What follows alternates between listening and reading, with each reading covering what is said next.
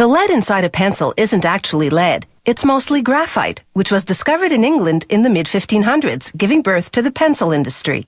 In 1795, a French chemist invented a new type of pencil lead, made of graphite powder and clay fired in an oven, making it possible to produce leads with different hardness.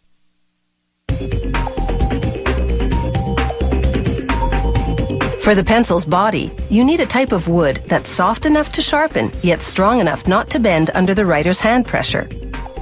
This German pencil factory uses cedar from California.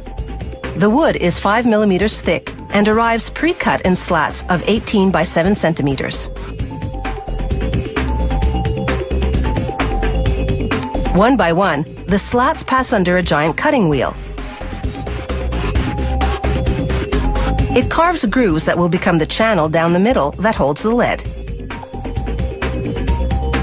The next machine fills the grooves with glue, a special formulation that's slightly elastic. This cushions the lead so that it's less likely to break inside the channel. Every second slat moves on to another conveyor belt. The ones that stay on this line head toward the machine that lays in the lead. The lead is made of a graphite and clay mixture, baked in an oven at more than 800 degrees Celsius.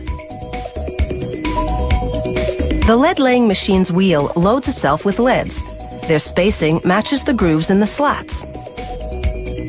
It's the same process for colored pencils, only the leads are made of wax, clay, and pigments, with no baking required.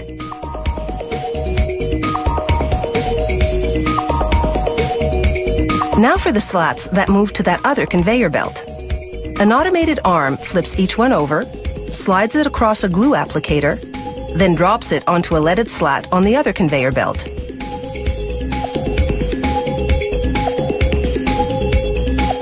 All the steps to this point have culminated in what is effectively a lead sandwich.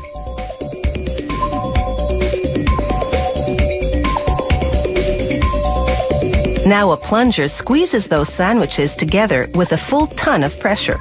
It compresses them for an hour while the glue dries.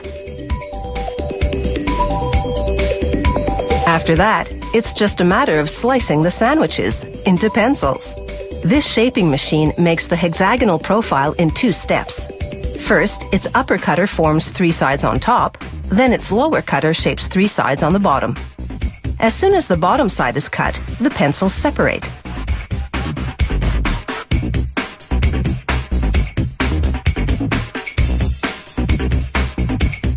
A worker pulls a sample pencil from each batch coming off the line and manually sharpens it to spot check lead quality. Then he applies force to the tip until it breaks. For a pencil to pass this strength test, it has to withstand at least 2 kilograms of force. Now it's time to dress that bare wood. One at a time, the pencils shoot through a device called a lacquering head. It coats the wood in paint, yellow in this case. It takes 4 coats of paint to completely hide the wood grain. A 5th lacquering head paints a black stripe, this company's trademark. Then a 6th head seals the paint job with a transparent lacquer. From the paint line, the pencils make their way to a stamping machine. At an astounding rate of 500 pencils a minute, the machine heat transfers foil lettering from a plastic film to the painted wood. Last stop, the rubber tip assembly machine. First, it squeezes the top of the pencil to slide on an aluminum ferrule. Then it inserts a rubber eraser into the ferrule's other end and squeezes that tight. European-style pencils have a painted cap instead, the color indicating how hard the lead is.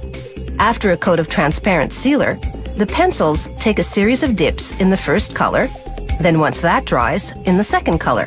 The final coat is a high-gloss lacquer. The pencils are finally ready to roll across a grinding drum for sharpening.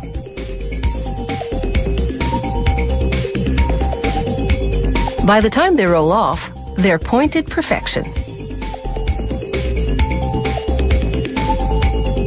Looking as good as they perform, today's pencils sure have the right stuff.